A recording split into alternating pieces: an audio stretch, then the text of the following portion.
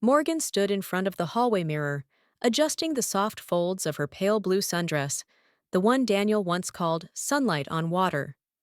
The late afternoon light spilled in through the windows, warm and golden, casting soft halos around the picture frames on the wall.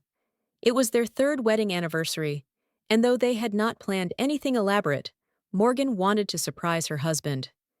She had picked up a box of his favorite pastries, hazelnut eclairs, from Petit Amour Bakery, and decided to bring them to his office downtown. It was a small gesture, but one filled with love.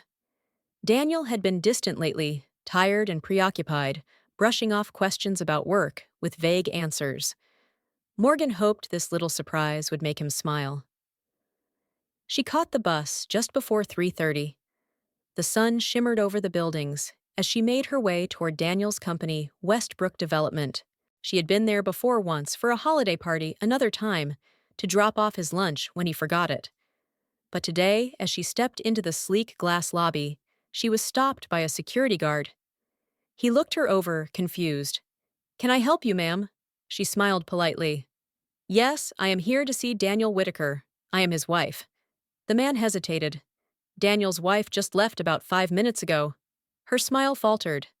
"I am Daniel's wife," she repeated. The guard blinked. "Tall woman, dark hair in a twist navy blazer, always comes around this time. I thought she was his wife." Morgan's heart stopped. Without thinking, she turned toward the glass doors and saw a woman walking across the parking lot, confident and elegant. Elena, Daniel's ex-wife. The woman he said he had not spoken to in years. The eclairs slipped slightly in the box, the ribbon loosening in her grip. Suddenly, the sweet surprise, the soft dress, and the anniversary felt ridiculous. She stood frozen, realizing something was terribly wrong. Something Daniel had never told her. Something that was about to change everything. ChatGPT J. Noy Morgan sat on the edge of their cream-colored sofa, the pastry box now unopened on the coffee table, her sundress wrinkled from the long bus ride, and the even longer silence that followed. The air in the apartment felt heavy. She had not spoken a word to Daniel when he came home late that night, just after 9, with that same practiced smile and a quick peck on her cheek, mumbling something about last-minute negotiations. He did not notice the untouched eclairs, nor the tightness in her voice when she asked, "Everything go well today?" His answers were vague, rehearsed. Morgan nodded, pretending to believe him, but inside her mind raced with images she could not erase. Elena walking out of his building, the guard's certainty, Daniel's name not even listed under married in the company directory. She wanted to scream to ask him right then, but something held her back, pride, fear, the need for proof. She smiled instead, and the lie tasted worse than the betrayal she feared. The next morning, she stood at the kitchen window, watching him drive away. Her hands trembled slightly as she washed a coffee cup. If what she saw was a misunderstanding, she needed to be sure. But if it was not, if he truly was seeing his ex-wife behind her back, lying with every kiss, then she had to know now. That afternoon, instead of going home after her sessions at the Children's Center, she went back to Westbrook Development and sat quietly on a park bench across the street watching. The silver Audi was already there, so Elena had arrived early. Morgan's heart pounded not just from fear, but from the growing rage she had kept bottled up since yesterday. What else had he hidden? She thought of the times he dismissed her questions, as overthinking, the sudden weekend meetings, the unexplained calls that made him leave the room. Were they all pieces of a puzzle she never agreed to solve? If you have ever trusted someone who made you feel crazy for asking questions, comment the word yes below, and do not forget to subscribe to the channel. What Morgan needed now was not just answers. She needed the truth, the whole truth, no matter how ugly it turned out to be. Because what hurt most was not just the suspicion, it was knowing the man she loved might be building an entirely separate world without her in it. Morgan's breath caught as she leaned forward on the park bench, shielding her face with a pair of sunglasses she rarely wore. Across the street, Elna emerged from the sleek glass doors of Westbrook Development. Her navy blazer fitted perfectly her hair in that same elegant twist. But she was not alone. A boy, no more than 6, ran to her from the corner, arms outstretched. Elena knelt to scoop him up, laughing, kissing his cheek, as naturally as any mother would. Morgan's chest tightened. The boy had dark hair and the same sharp eyes Daniel did when he was trying to hide something. They walked together down the block to a small cafe called Hazel and Vine. Morgan followed her legs, stiff but determined.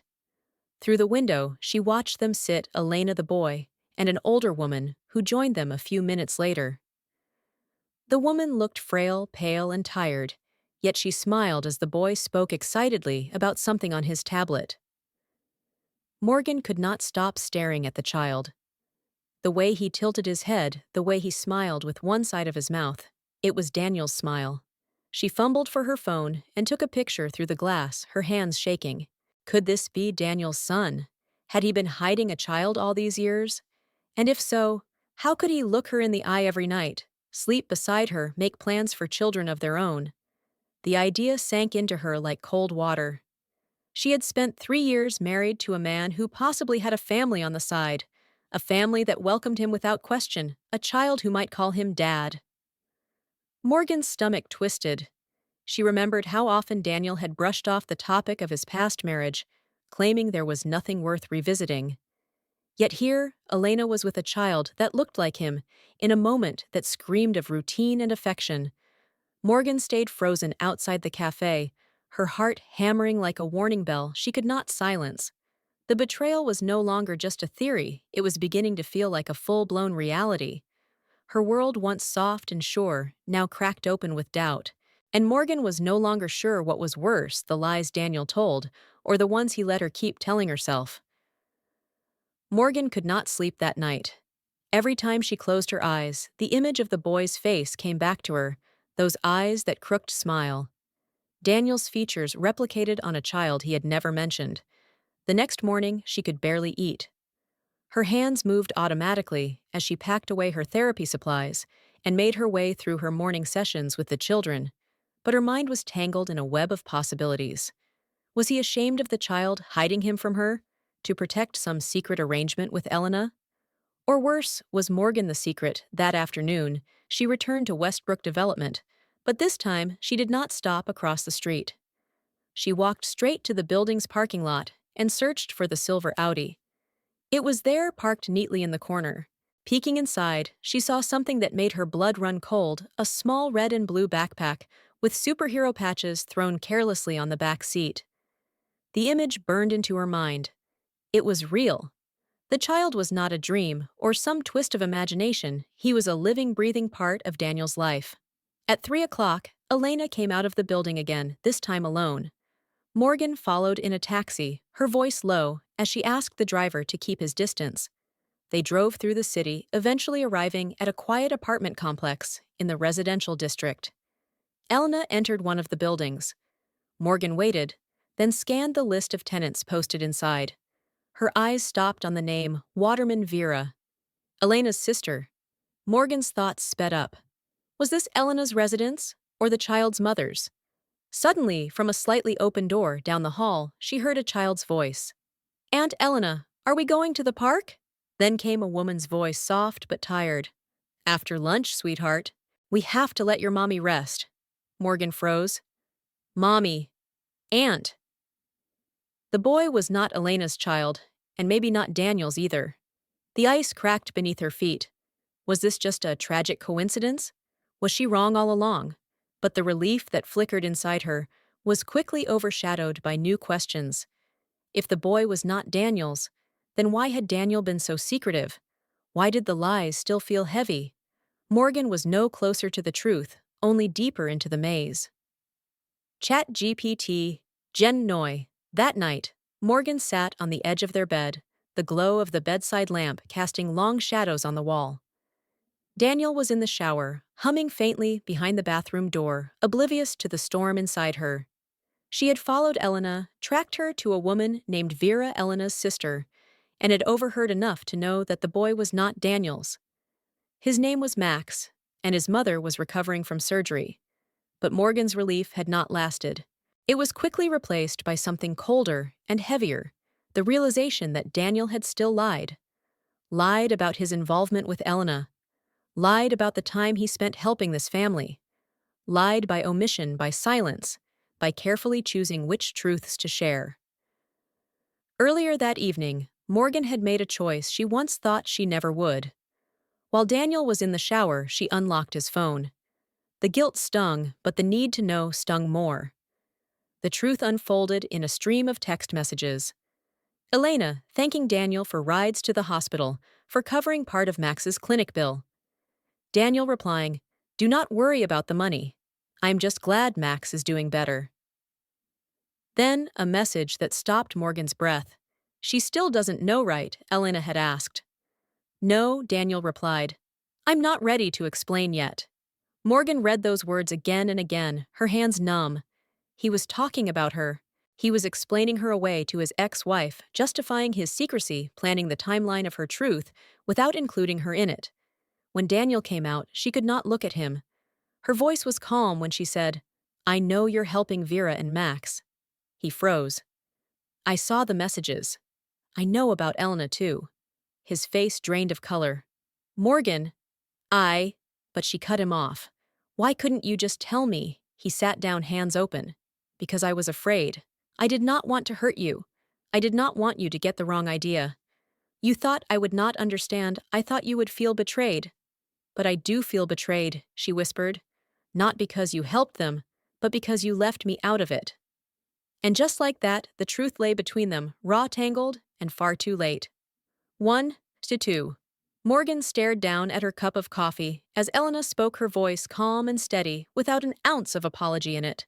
They were sitting at a quiet corner table at Hazel and Vine, the same cafe Morgan had once stood outside of, heart-pounding, convinced she was watching a betrayal unfold. But the woman in front of her was not the cold threat she had imagined. Elena, in a soft gray sweater and jeans, looked exhausted but genuine. "I never meant to cause tension between you and Daniel," she said, folding her hands on the table. "When we started working together, I asked him not to tell you." Morgan looked up, her voice colder than she intended. Why? Why ask him to lie to his wife?" Elena sighed. "Because I know how this looks, and because I've seen it before, how new relationships get poisoned by past ones.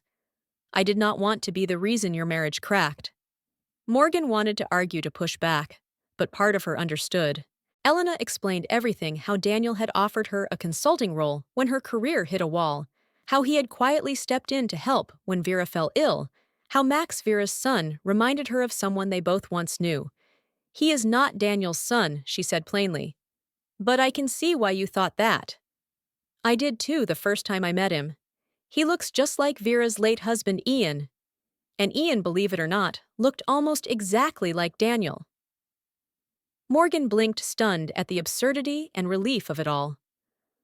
"So Daniel helped because of compassion?" "Yes." Elena nodded. "And because Daniel is the kind of man who cannot watch someone suffer without stepping in." Morgan's chest ached at that. The qualities she loved in him, his empathy, his loyalty, were the same ones that had made him hide the truth. Elena leaned in. "He never betrayed you, Morgan. But he should have trusted you enough to tell you everything." Morgan could not disagree. The pain she felt had never come from the kindness he showed others. It came from being shut out. She thanked Elena, still unsure whether to cry or apologize. As she left the cafe, one truth echoed louder than the rest. Sometimes the worst betrayal is not love lost, it is love hidden. That Sunday, Morgan opened the front door to the sound of laughter. Elena stood there, holding a small bouquet of daisies, casual, in a linen blouse and flats.